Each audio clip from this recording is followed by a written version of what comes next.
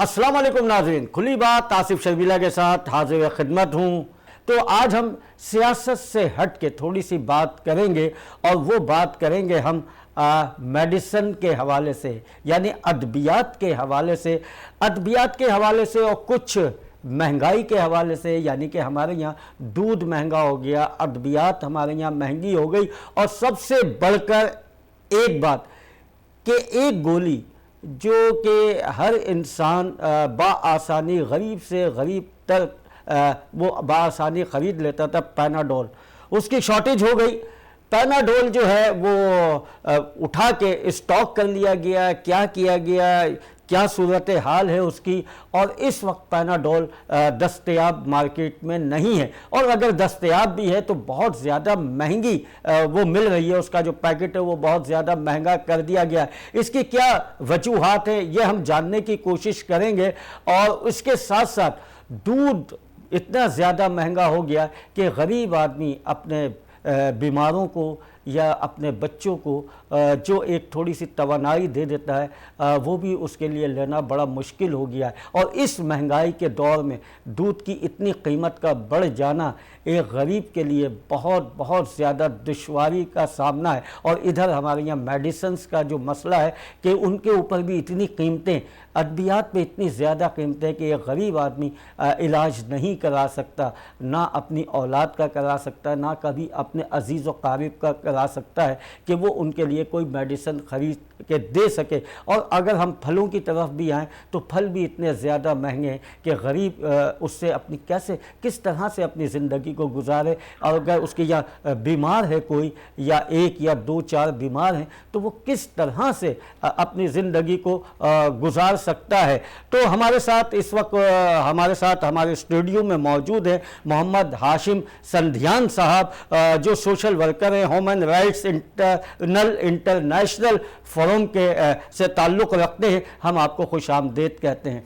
और हमारे साथ टेलीफोन लाइन पे इस वक्त मौजूद हैं deputy director incharge emergency, deputy director Jinnah hospital और एमरजेंसी इंचार्ज सिकंदर हयात साहब। सिकंदर हयात साहब, आपको हमारी आवाज़ आ रही है? जी जी बिल्कुल आ रही है। हम आपको अपने प्रोग्राम में खुश आमदीद कहेंगे कि आपने इतना कीमती वक्त हमें दिया है। सिकंदर हयात साहब, हम आज सियासत से, तमाम चीज़ों से हट के एक आम शहरी की बात करेंगे, एक आम पाकिस्तानी की बात करेंगे। तो सबसे पहले हमारे साथ जो हाशिम साहब संधियान यहाँ पे मौजूद हैं, हम उनसे पूछना चाहेंगे कि ये पैनाडोल अचानक शॉर्ट हो गई, इसके हवाले से आप क्या कहेंगे? एक गरीब आदमी जो कि सर का दर्द है उसके लिए इस्तेमाल कर रहा है, पेट का दर्द है उसके लिए इस्तेमाल कर रहा है, डिप्रेशन का शिकार है उसके लिए। मैं ये समझता हूँ कि जितने इलाज हैं वो सिर्फ पैनाडोल ही में थे। नाज़रीन को अस्सलाम वालेकुम, और वीनस का बहुत शुक्रिया कि मुझे मदऊ किया इस प्रोग्राम में। पैनाडोल एक जो ना वबा बन गई है, एक हवा बन गई है, और एक पता नहीं क्या बना दिया है पैनाडोल को। अभी आपने कुछ दिन पहले अखबार में देखा होगा कि हमारे वज़ीर ख़जाना ने मल्टीनेशनल कंपनी जो पैनाडोल बनाती है उसके साथ मुआहिदा किया है। जो टेबलेट ₹1.35 में फ़रोख्त हो रही थी, अभी उसको ₹2.35 पर टेबलेट, सादी टेबलेट बनाने की इजाज़त दे दी। अच्छा, ये तो हुकूमत का और मल्टीनेशनल कंपनी का मोनोपोली है, कुछ भी कहते हैं। हम जो अवाम हैं, हम अवाम जो हैं वो पैनाडोल को पता नहीं क्या समझती है। हर दर्द की दवा पैनाडोल अब क्या है, उसमें एक्टिव जो है, डॉक्टर साहब हमारे साथ ऑनलाइन है, वो बेहतर जानते हैं कि पैरासीटामोल है। अच्छी ब्रांड की पैनाडोल पड़ी हुई है, पैरासीटामोल पड़ी हुई है। GSK वो वाहिद कंपनी है जो पैनाडोल भी बनाती है, कालपोल भी बनाती है।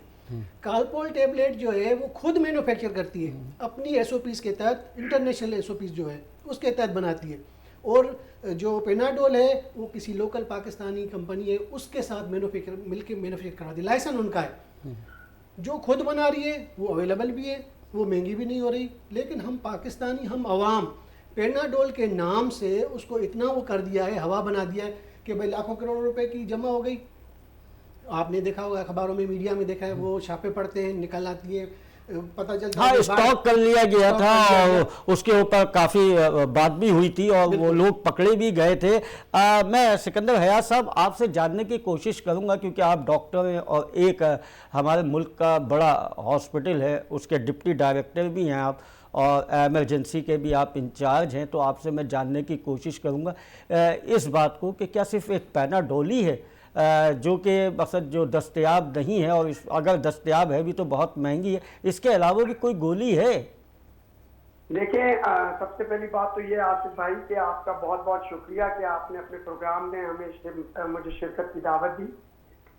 पहली बात तो ये है कि जो पैनाडोल का फार्मूला है पैरासीटामोल, ये हमारी कई लोकल कंपनियां और इंटरनेशनल कंपनी, इनकी सारों की ये जेनरिक नाम इसका पैरासीटामोल है।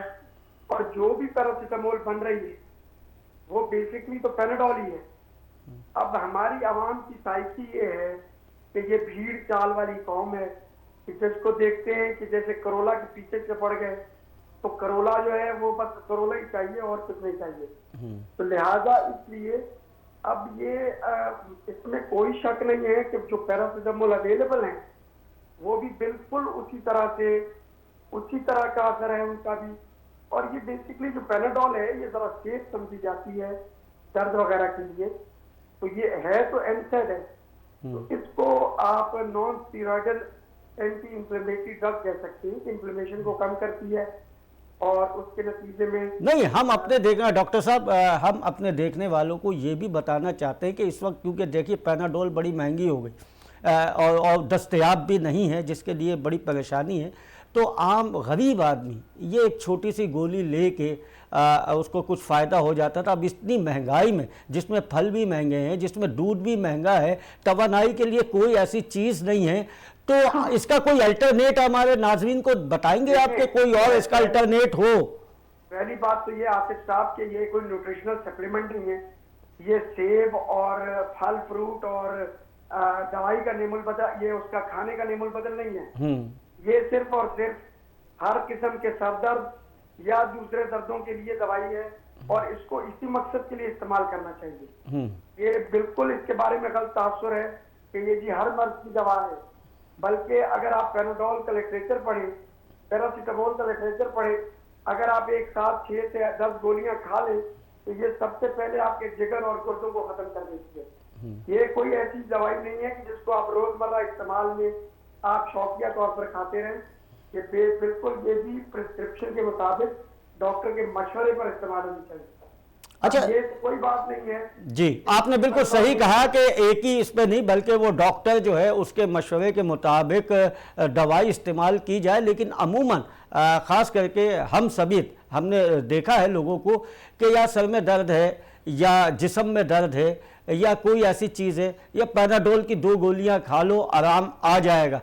तो मैं ये सिर्फ जानने की कोशिश कर रहा हूँ कि पैनाडोल के अलावा भी कोई ऐसी गोली है? मैं आपको ये कहना चाह रहा था जी कि ये बेसिकली जिस क्लास ऑफ ड्रग की जिस क्लास से ये ताल्लुक रखती है, जी जी, उसको हम एनसेड कहते हैं। और एनसेड इतनी बड़ी वैरायटी है कि उसमें पैनाडोल से लेके पॉन्स्टोन से लेकर ब्रूफन से लेकर ये सारी गोलियां आती है जो बेआईनी ही जैसे पैनाडोल है उसी तरह काम करती है। तो हमारी आवाम को ये बताने की जरूरत है कि अगर पैनाडोल नहीं मिल रही तो आप खुदारा आप 100 रुपए का पत्ता मत लें पैनाडोल का, आप वही गोली पॉन्स्टोन 10 रुपए का पत्ता लेके खा लें, वो कोई असर है उसमें। अच्छा, उसका वही असर होगा।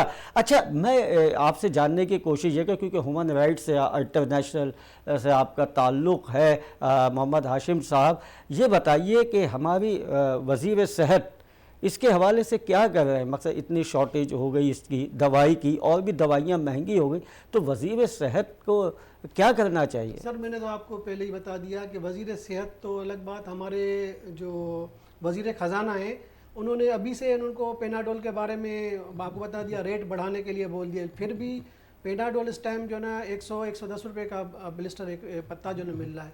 ये डॉक्टर साहब या और भी लोग जो अवेयर करने वाले हैं वो बताएं भाई पैरासीटामोल ही यूज़ करनी है ना, तो कालपोल कर लें, और काफ़ी सारे जो फेब्रोल के नाम से आती है। अगर मैं जी डॉक्टर साहब, करूं, जी जी जी जी जी जी, ये जो पैनाडोल है ना, ये पैरासीटामोल प्राय नहीं, निब्रॉल में भी है जी निब्रॉल में भी पैनाडोल ही है, जी। अच्छा। पैरासिटामोल है। हाँ। आप निब्रॉल ले लें, निब्रॉल 4 ले लें, उससे बल्कि ज्यादा आराम आएगा। तो उसमें एक मसल रिलैक्सेंट भी है जो मसल्स को रिलैक्स भी करेगा, ज्यादा सुकून आएगा। तो पैनाडोल की जगह निब्रॉल ले लें, जी, वो जी। तो फ्रीली अवेलेबल है, उसी कंपनी की है। अच्छा सिकंदर हयात साहब, आपसे भी, हाशिम साहब आपसे भी, सिकंदर हयात साहब आपसे भी मैं जानने की कोशिश करूंगा, क्योंकि अब हमारे चैनल्स पे सियासी गुफ्तगू ज़्यादा है अमूमन टॉक शो में, और हमारी जो सैलाबी सूरत हाल रही, वहाँ जो लोग बीमार पड़े और वहाँ जो बीमारियाँ फैली हैं, उसके हवाले से अब बहुत कम लोगों को आगाही दी जा रही है, उसके बारे में बताया जा रहा है। तो आपकी भी टीम गई वहाँ पे, तो अभी भी वहाँ पे टीम है, और वहाँ पे जो बीमारियाँ फैली थी और जो मासूम बच्चों को जो डेंगू हो रहा था और जिस तरह की दीगर जो बीमारियाँ और पेट की बीमारियाँ फैल रही थी, तो सर उसके लिए क्या कहेंगे आप? जी, मैं ये कहूंगा कि हमारी जो टीम गई, मैं बाकायदा खुद भी अभी आज वापस आ रहा हूँ जी। खैरपुर नाथन शाह के एरिया से। मैं वहां पर गया हुआ था, मैंने खुद देखी अपनी आंखों से जो तबाहकारियां थी, जो पानी फैला हुआ है, जो सड़कें तबाह हुई हुई हैं, जो रास्ते तबाह हैं। मैं बाकायदा वीडियो बना के लेके आया। वहां पर जो डिस्ट्रीब्यूशन हो रही है, वहां पर जो मामलात हैं, जिस तरीके से हमारे कैंप लगे हैं, उन कैंपों में जो उनको अमराज के साथ पेश हो रहे हैं लोग, वो वाकई बहुत मिजरेबल हालात में हैं।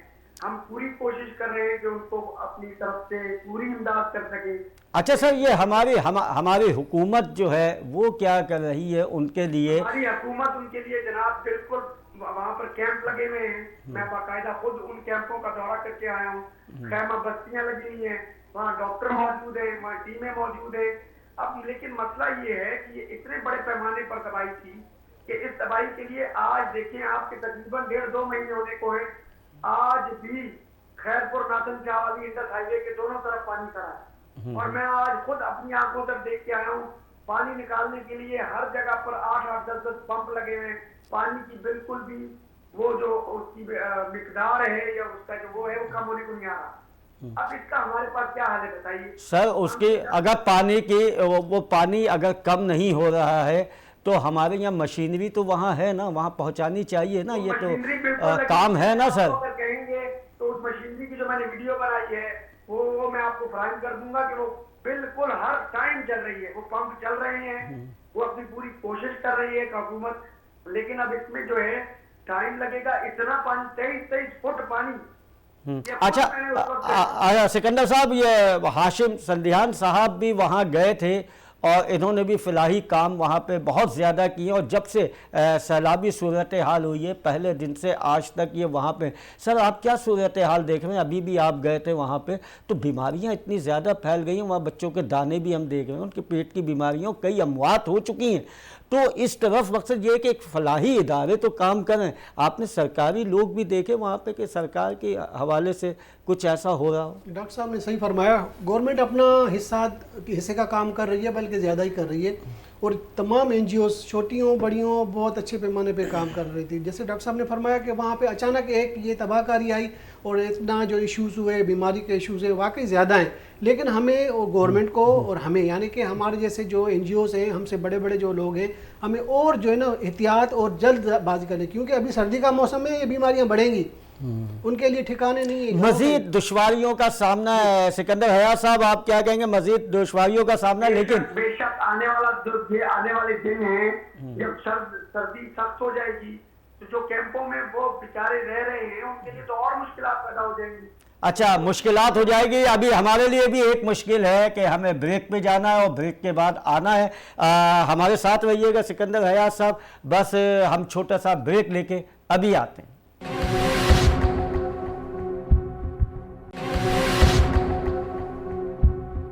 Welcome back.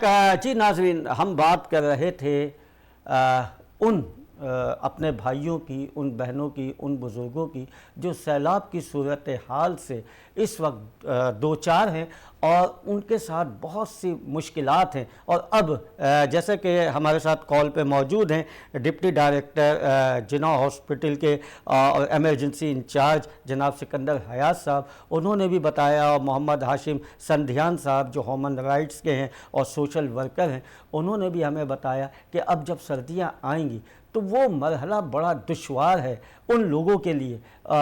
तो उसके लिए अभी से कोई ना कोई ऐसा इक़दाम किया जाए ताकि वो बीमारी से, सर्दी से, इन सी चीज़ों से बच सकें। तो सिकंदर हयात साहब, आपसे मैं जानने की कोशिश ये करूँगा कि अब हुकूमती सतह पे या जो हमारे सोशल वर्कर जो काम कर रहे हैं, बड़ी बड़ी समाजी तंजीमें जो काम कर रही हैं, उनको इस वक्त क्या करना चाहिए? क्योंकि जाहिर है कि अब सर्दी शुरू हो जाएगी, नवंबर है, तो जाहिर है कि अब कुछ दिन के बाद सर्दियों की आमद है।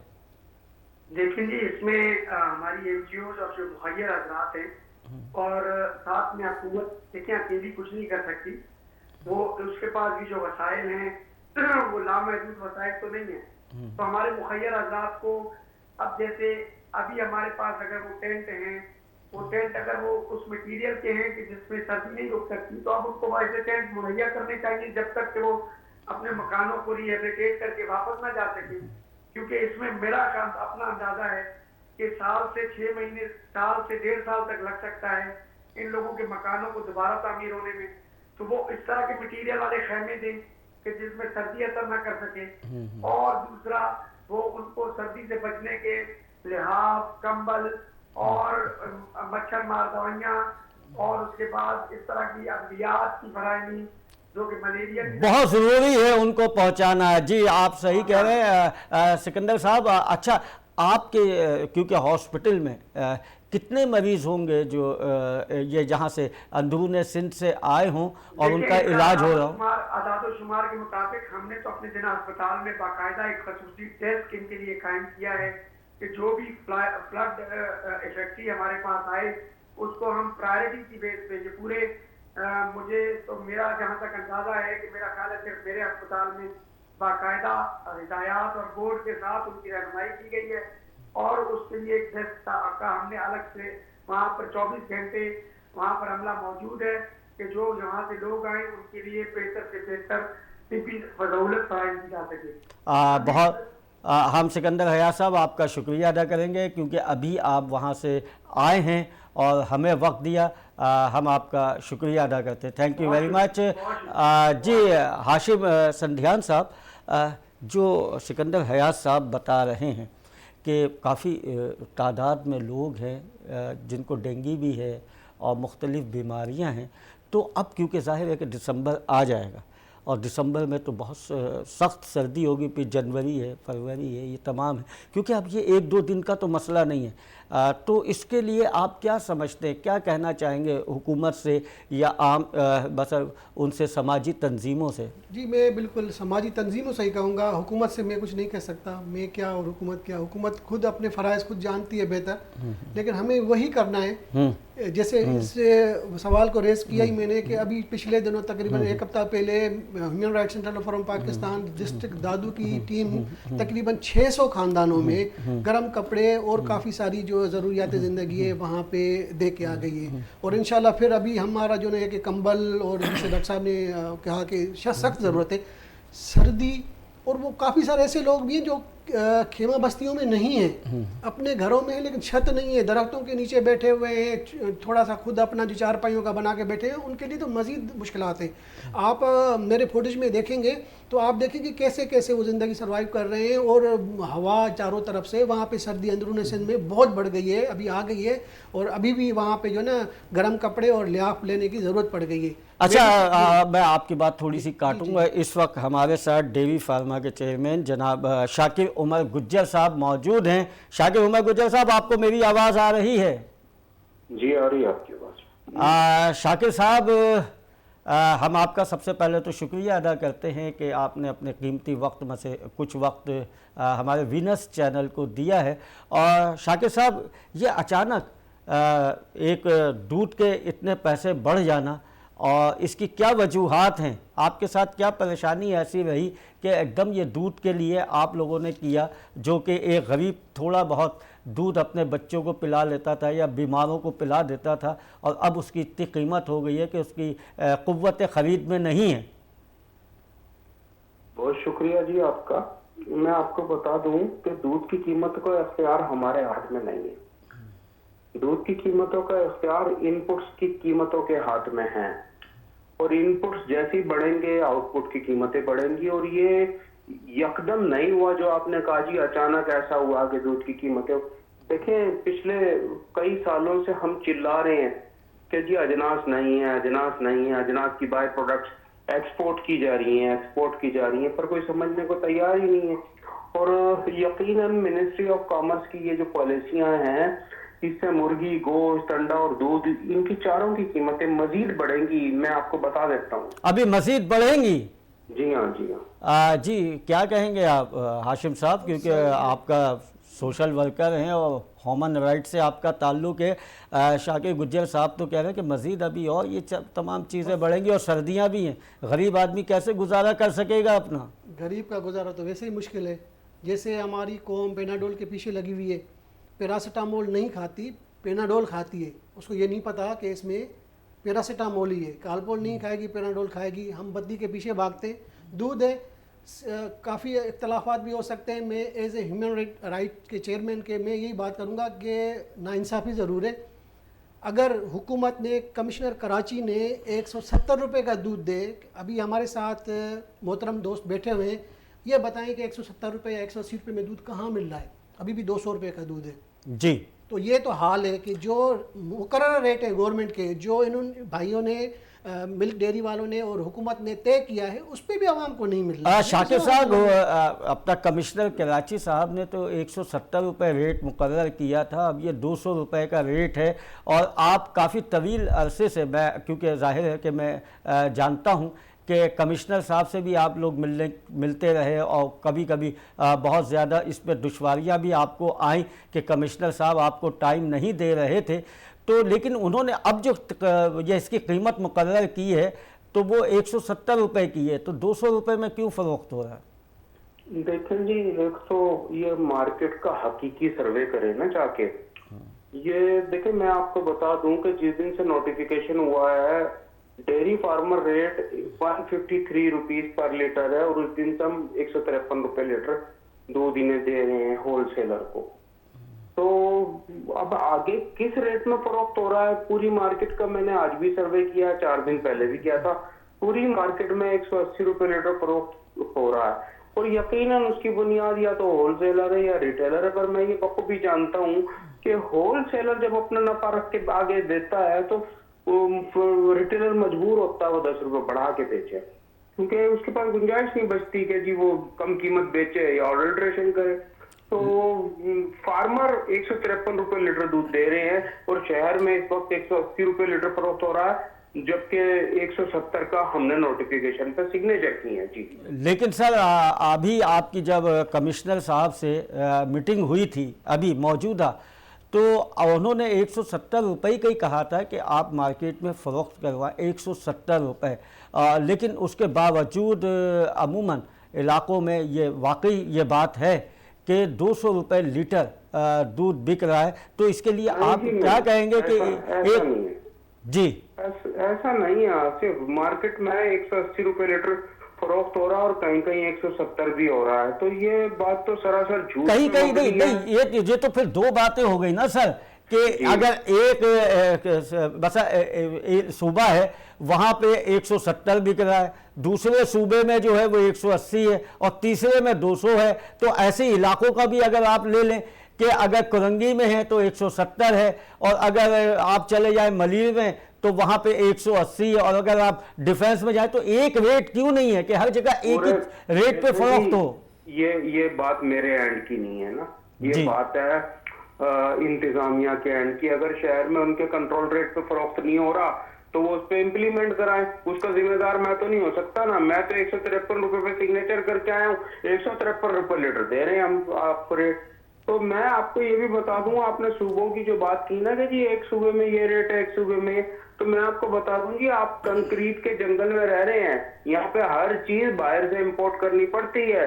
आपकी एक चीज सिर्फ मकई यहाँ हमें मिलती है लोकल, वो भी हुकूमत वक्त एक्सपोर्ट कर रही है धड़ाधड़। तो मैं ये कहूंगा कि आप इन अवामिल जो लाइव स्टॉक फैक्ट्री ग्रोथ में हाइल है उससे बेहतर करने की कोशिश करें, उनकी इनपुट्स की कीमतों को कम करने की कोशिश करें, ना कि आप फार्मर पर डंडा घुमाएंगे जी वो कीमत कम करे। मेरी एक कास्ट ऑफ प्रोडक्शन आ रही 200 रुपए लीटर, मैं आपको 170 रुपए लीटर कैसे दूंगा? तो मैं आपको बता दूं कि 1 माह बाद दूध की कीमतों में इजाफा करेंगे, वहां कमिश्नर कराची नोटिफिकेशन करे या ना करे। लेकिन 200 से फिर ये कहाँ जाएगा सर? अगर 180 भी चले, आपकी बात हम मान लेते हैं कि 170 180 में ये बिक रहा है, तो फिर इसकी कीमत कहाँ जाएगी? ये तो फिर 250 300 तक जाएगा। तो एक गरीब इंसान कैसे ये बस अब कर सकेगा? एक बीमार आदमी कैसे कर सकेगा? मेरे भाई देखें, ये गरीबों की जिम्मेदारी है, सबकी, हुकूमत वक्त की। वो ऐसे इकदाम करें, ऐसी पॉलिसीज बनाए कि इनपुट्स की कीमतें कम हो, और दूध, गोश्त, मुर्गी और अंडे चारों की कीमतें कम हो। या देखे ना, मेरे मवेशियों की जरूरियात, मेरी मुर्गियों की जरूरियात, मेरे जानवरों की जरूरियात का जो चारा है वो आप बाहर एक्सपोर्ट कर रहे हो, मैं बाहर से इंपोर्ट कर रहा हूं, चंद डॉलर के एवज हो रहा है जी ये सब कुछ। तो आप देखें ना, बात करें मेरे साथ दलाइल से, फार्मर कीमत कम नहीं कर सकता, हुकूमत कम करेगी और हुकूमत की जिम्मेदारी आयद होती है। सर हुकूमत तो जब कम करेगी ना शाकिर साहब, जब आप उनके साथ ताउन करेंगे। ओ मेरे भाई, तो ऐसा हमारे ताउन से कुछ नहीं बनने वाला। मेरी तो जो कास्ट पड़ेगी मैं तो उसमें बेचूंगा, और मैं अपनी कास्ट से कम में क्यों और कैसे बेचूंगा, मुझे समझाएं। ये बात समझ में आने वाली। ये मिनिस्ट्री ऑफ कॉमर्स करेगी, आपकी मिनिस्ट्री ऑफ कॉमर्स अजनास की एक्सपोर्ट पे पाबंदी लगा दे, आज की 50-50 रुपए लीटर कम हो जाएंगी। जी शाकिर साहब, आपकी बात समझ में आ रही है। शाकिर साहब का कहना यह है कि जाहिर है कि बहुत सी चीज़ें हमारी इंपोर्ट भी होती हैं, एक्सपोर्ट भी होती है, तमाम होती हैं, और इस तरफ उनको भी तवज्जो देनी चाहिए, क्योंकि कीमतों की कमी उसी सूरत में होगी जब सरकार इनको, यानी कि हमारी हुकूमत इनको मराद दे कुछ। अब जब मराद ही नहीं देगी तो वो कमी कैसे करेंगे? कीमत तो अपनी जगह है। शाकिर साहब से हमने एडवाइस ली थी, शाकिर साहब के ऊपर हमने ब्लैकिंग नहीं करी थी, हमने वही बात करी थी कि जी आ रही है, आपकी आवाज आ रही है। हुकूमत हमें मरात नहीं देती, हमें इनकी मरात नहीं चाहिए। ये हमारे जो मवेशियों का चारा है जो वतन अजीज में पैदा हो रहा है, जी वो मेरी जरूरत पूरी किए बगैर ये क्यों एक्सपोर्ट कर रहे हैं? बंद करें उसे। यानी कि जो कि मेरी जरूरत है, जो अजनास के बाय प्रोडक्ट्स हैं, चोकर है, भूसा है, मकई है, राइस पॉलिश है, राइस ब्राउन मील है, कैनोला सीड मील है, ये सब एक्सपोर्ट कर रहे हैं। ये क्यों कर रहे हैं? ना करें, ये सब एक्सपोर्ट हो रहा है, जिसकी वजह से यहाँ पे इनको महंगी कीमत में मिल रहा है। जाहिर सी बात है कि फिर यहाँ पे जो हमने डिबेट शुरू करी तो ये करी थी, हमने हुकूमती इदारों को ये किया था कि इम्प्लीमेंट करवाए, ना कि डेयरी फार्मर को हमने बोला कि भाई डेयरी फार्मर जाके गए और वहाँ से मुज़ाकरात हुए, दूध हुआ 170 रुपये बेचने का, ये होलसेल में दे रहे हैं, सही फरमा रहे हैं, इनके ऊपर कोई ब्लेम नहीं है। हम ब्लेम अपनी हुकूमत को दे रहे हैं, हम इदारों को दे रहे हैं जो इम्प्लीमेंट करवा रहे हैं। 200 रुपये दूध क्यों बिक रहा है? ये फार्मर उठ के, अपना डेयरी फार्मर उठ के आके नहीं बोलेगा दुकान वाले को या जो रिटेलर है कि आप 200 नहीं 170 का बेचो या 160 का बेचो। इनका नहीं है, नहीं इनका काम क्या है? ये तो हमारे कमिश्नर साहब जो हैं, जो कराची कमिश्नर हैं, उनको और दीगर जो जिम्मेदार हैं उनको चाहिए कि वो इन लोगों के साथ थोड़ा सा कॉपरेट इस तरह से करें, जैसे कि शाकिर गुजर साहब बता रहे हैं कि चारा महंगा है, हर चीज़ महंगी है, बल्कि वो बाहर ममालिक भेजी जा रही है।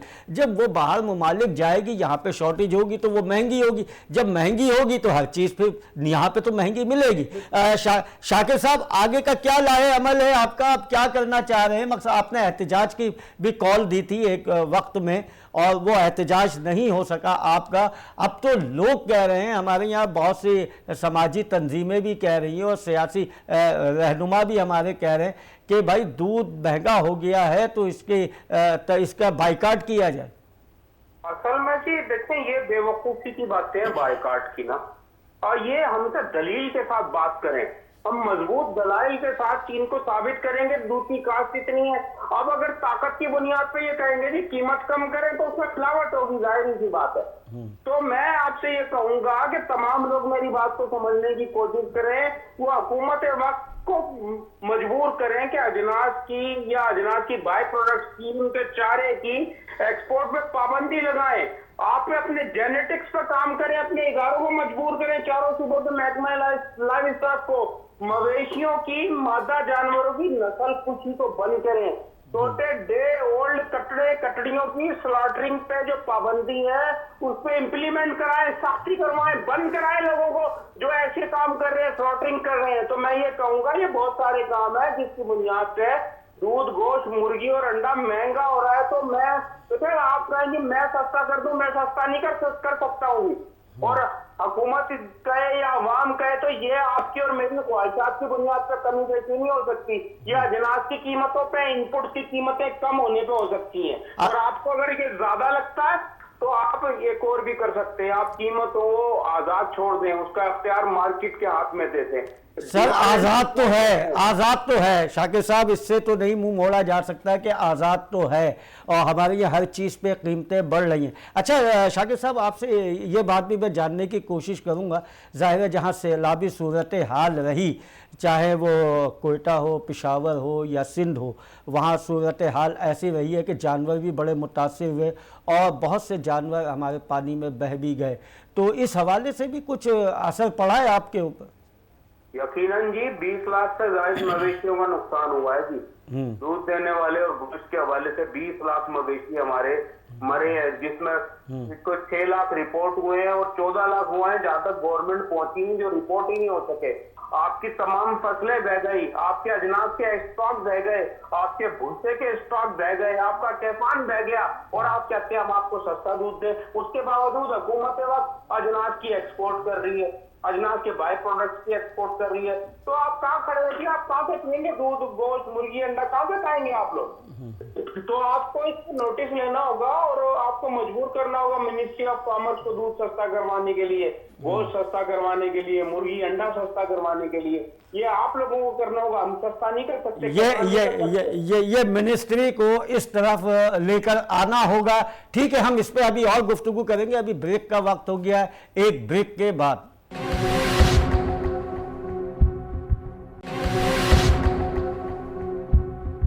वेलकम बैक जी नाज़रीन, हमारी बात हो रही है, हमारे साथ टेलीफोन लाइन पे मौजूद हैं शाकिर उमर गुज्जर साहब जो डेयरी फार्मा के चेयरमैन हैं, और हमारे स्टूडियो में मौजूद हैं मोहम्मद हाशिम संधियान साहब जो ह्यूमन राइट्स इंटरनेशनल फॉर्म के हैं और सोशल वर्कर हैं। तो हम बात कर रहे हैं, हमारा जो टॉपिक चल रहा है वो चल रहा है दूध महंगा क्यों है, और उसके ऊपर शाकिर साहब ने बड़े ही वैसे तरीक़े से बताया कि हमने दूध क्यों महंगा किया और हम इस दूध को 153 रुपये में फ़रोख्त कर रहे हैं। अब आगे जो है वो हुकूमत का काम है कि वो हमें मुराद दे, यानी मुराद से मुराद ये है कि वो चीज़ें जो कि हम अपने जानवरों को देते हैं वो सस्ती करें, तो हम दूध भी सस्ता कर देंगे। और जो इंपोर्ट किया जा रहा है, जो बाहर ममालिक में भेजा जा रहा है, उसकी वजह से इस दूध को महंगा किया गया, क्योंकि हमें भी वो चीज़ें महंगी मिल रही हैं। और अब ये हमारी मिनिस्ट्री का काम है कि वो आवाम को सहूलियात फराहम करने के लिए इस तरफ तवज्जो थे। इसी पे हमारी गुफ्तगू हो रही है जनाब शाकिर गुज्जर साहब से। शाकिर साहब, आप क्या कहना चाहेंगे हुकूमत से, मकसद के किस तरीके से ये दूध की कीमतें या आटे मुर्गी की कीमतें और दीगर कीमतें नीचे आ जाएं, तो इसके लिए क्या करना चाहिए हुकूमत को ऐसा इक़दाम कि ये नीचे आ सके? देखें जी, मैं आपको एक बात बता दूं कि अब ठीक इस महीने या अगले महीने दूध की तो बात अलग है, मुर्गी और अंडे की कीमतें भी मजीद बढ़ने जा रही हैं और दूध की भी कीमतें अगले महीने इंशाल्लाह जरूर बढ़ेंगी, गोश्त की भी बढ़ेंगी। सर इंशाल्लाह क्यों कह रहे हैं, सर इंशाल्लाह क्यों कह रहे हैं? ये तो और जुल्म है ना। आप ये कहें कि हमारी कोशिश है कि हम कोई मुज़ाकरात करके कोई दरमियान का ऐसा रास्ता निकालें जिससे कि अवाम को, एक गरीब आदमी को ये सहूलत मिल सके। मैं बता दूं जी, कीमतों पे मुज़ाकरात असरअंदाज नहीं होंगे। मैं आपको बता दूं कि सोयाबीन के 7 जहाज आए थे, एक जहाज 30 अरब रुपए का होता है सोयाबीन से भरा हुआ, और वो सोयाबीन मुल्क में दाखिले से रोक दी गई। वो एक इंडिया चला गया जहाज, एक दूसरे मुल्क चला गया।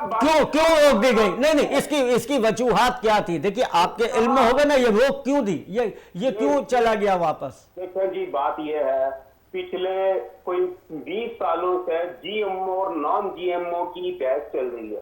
अब कोई इनको ऑर्डर है जीएमओ के हवाले से, जेनेटिकली मॉडिफाइड ऑर्गेनिज्म जिसे कहते हैं, तो इसकी जो सीड है उसका पाकिस्तान नहीं आ सकता, पिछले 20 साल से आ रहा था। अब हमारे पास प्रोटीन सोर्स नहीं है बिल्कुल भी, ना भैंसों को, जानवरों को खिलाने के लिए, ना मुर्गियों को खिलाने के लिए। आपने सोयाबीन के झाग रोक दिए तो उसका इम्पैक्ट यकीनन अब मुर्गी के गोश्त पे भी आएगा ना जी, दूध पे भी आएगा उसका इम्पैक्ट। हम कहाँ से लाए? आप मैं समझ गया आपकी बात, आपका पॉइंट आ गया है मेरे पास। हाशिम साहब मेरी बात सुनिएगा। एक परिंदा मुर्गी, उसका एक अंडा, ठीक है, और एक बड़ा जानवर जो दूध देने वाला और चौपाया है। तो शाकिर साहब कह रहे हैं कि मुर्गी और अंडा ये भी महंगा होगा, दूध भी महंगा होगा, ये तो मज़ीद खौफ में आने वाली बात है। और फिर हमारी जो सबसे बड़ी बात बताइए कि सोयाबीन के ट्रक हमारे वापस चले गए, एक इंडिया चला गया, दूसरे मुल्क से जहाज हमारे वो कंटेनर ही होते हैं उसमें जी, वो वापस चले गए। तो क्या हुकूमत हमारी इस तरफ संजीदा नजर नहीं आती है कि आवाम को मसलन ज़्यादा से ज़्यादा सहूलियात मिल सके, कम से कम नहीं कोई थोड़ी सी तो सस्ताई हो सके, कहीं तो सस्ताई हो सके?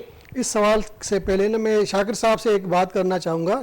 शाकिर साहब, जैसे मैं एक आम पाकिस्तानी या एक आवाम हूँ, यहाँ पे एक दूध मुझे महंगा मिलता है, जैसे आपने कहा एहतजाज करना ये फजूलियात है।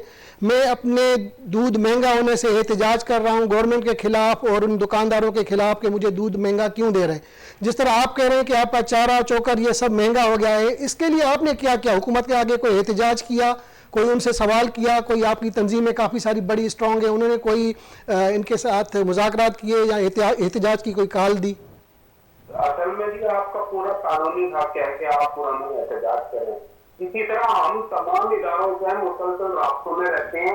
हम उनसे कहते हैं जी हम महंगा दूध नहीं बेचना चाहते, हम सस्ता दूध बेचना चाहते हैं।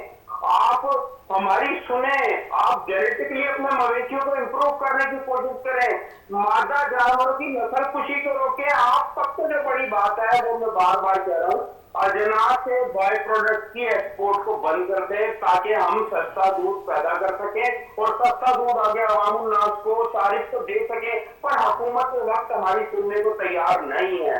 तो मैं ये कहूंगा कि आप हुकूमत के खिलाफ एहतजाज करें। फार्मर आपको सस्ता दूध ना दे सकता, आप लाख एहतजाज करते रहो, लाख बाइकाट करते रहो, हम दूध सस्ता कैसे? जब पैदा सस्ता नहीं होगा तो आप लोग कैसे सस्ता? शाकिर साहब, मेरा सवाल यही था, शाकिर साहब मेरी बात और मेरी सवाल यही था कि आम आदमी तो हुकूमत के खिलाफ एहतजाज करने जा रहा है, कर रहा है कि मुझे महंगा चीज़ मुझे क्यों फरोख्ती की जा रही है। आपको अगर चीज़ महंगी मिल रही है जिसकी वजह से आपकी प्रोडक्ट महंगी हो रही है, दूध महंगा हो रहा है, तो आपने कोई एहतजाज किया हुकूमत के खिलाफ?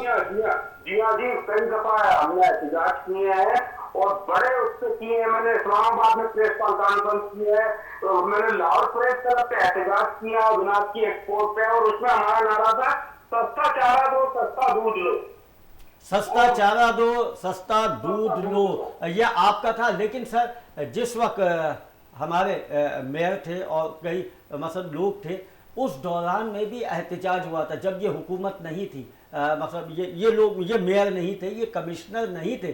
तो सर उस वक्त भी था और ये कहा गया था कि दूध के बगैर भी ज़िंदगी गुजारी जा सकती है, तो आप एक काम करें डब्बे वाला दूध पी लें।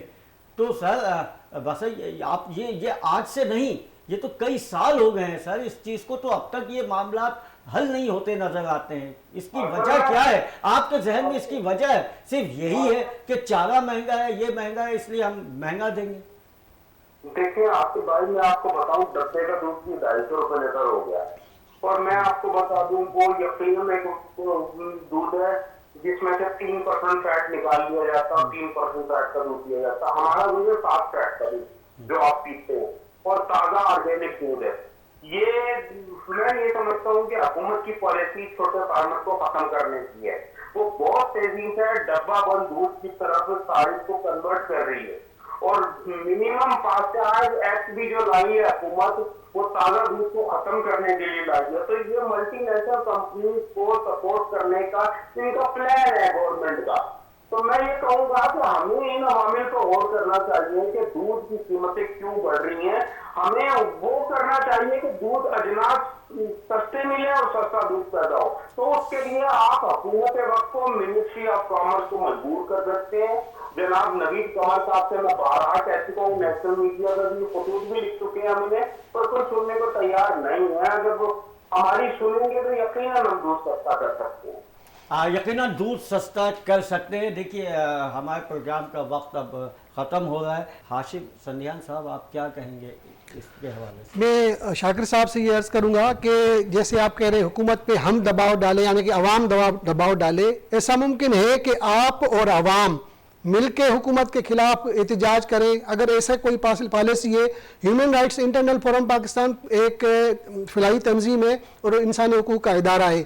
मैं पर्सनली आपसे रब्ता करूंगा, मेरे फोरम का जो भी कुछ चाहिए मैं आपके साथ मिलके हर उस प्लेटफार्म पे नेशनली इंटरनेशनली आपके साथ मिलके एहतजाज करने के लिए तैयार हूँ, जिससे मेरे अवाम को सस्ता दूध मिल सके और आपके लिए फायदा पहुंचे और मेरा मिल सके, आम आदमी या फार्मर हो। नाज़रीन, आपने हमारे शाकिर उमर गुज्जर साहब जो फार्मा डेयरी के चेयरमैन हैं उनकी भी गुफ्तगू सुनी, आपने मोहम्मद हाशिम संध्यान साहब की भी गुफ्तगू सुनी, और आपने सिकंदर हयात डिप्टी डायरेक्टर जिन्ना अस्पताल एमरजेंसी के इंचार्ज भी हैं, उनकी भी आपने गुफ्तगू सुनी। तीनों की गुफ्तगू हमने सुनी और हमारे प्रोग्राम का टॉपिक एक तो सैलाब के सूरत हाल से, और अब सर्दियाँ आ रही हैं उससे कैसे निपटा जाए उसके हवाले से गुफ्तगू थी। दूसरी हमारी मेडिसिन के हवाले से गुफ्तगू थी, और हमारा दूध जो महंगा हुआ उसके हवाले से शाकिर गुज्जर साहब ने जो गुफ्तगू की। तो ये एक अच्छी बात है। देखिए सियासी मामलात अपनी जगह वो चलते रहेंगे, जब तक हमारा मुल्क है सियासी हंगामा आ रहा है, सियासी बातें चलती रहेंगी, लेकिन इस सियासत को छोड़ के थोड़ा सा अपने मुल्क की आवाम की तरफ भी देखें ताकि उसमें भी तवानाई आ सके, वो भी अपना इलाज कर सकें, और कम से कम नहीं कोई छोटी मोटी गोली वो ले सकें और थोड़ा सा दूध पी सकें, ताकि ये मुल्क की खिदमत कर सकें मजदूर और इनमें तवानाई रहे। इसी के साथ ही इजाज़त दीजिए, फिर मुलाकात होगी। मैं उमर शाकिर गुज्जर साहब आपका और हाशिम साहब आपका बहुत शुक्रिया अदा करता हूँ कि आप तशरीफ़ लाए। अल्लाह हाफिज़ व नासिर।